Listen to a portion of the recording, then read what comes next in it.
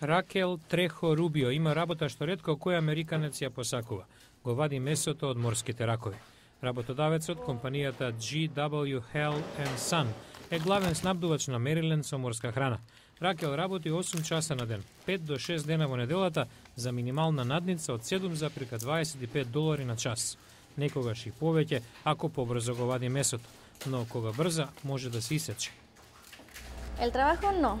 Работата не е тешка, се работи за пракса. Тешкото е што морав да се оддалам од семејството. Собственикот Брайан Хаул вели дека прави се што може за мексиканските работници. Обезбедуваме превоз, имаат каде да живеат, сателитска телевизија, клима уред, се што е потребно за пристоен живот. Бизнисот ни зависи од овие жени. Ракел е задоволна, бидејќи во Мексико на секои 2 недели заработува $110, а овде ги зема тие пари за 3 дена. Па сепак најнов извештај на Американскиот универзитет и Центарот за мигрантски права, што се базира на интервјуа со 40 поранешни чистачи на месо од морски ракови, тврди дека сезонските работници се изолирани и експлоатирани. Елиза Мартинес сведочи за тоа.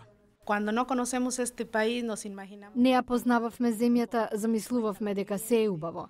Кога пристигнавме, се уверивме во вистината дека се работи за друга реалност. Раскажува дека живеела во мизерни услови, немала доволно работа и ја уценувале дека ќе ја пријават на имиграционите власти ако побара да работи кај друг. Главниот автор на извештајот, Джееш Ратот, асистент по право на Американскиот универзитет, нагласува дека неговата цел било да се реформира начинот на регрутирање на работниците во Мексико и да се подобрат работните услови во САД. Ракел се согласува.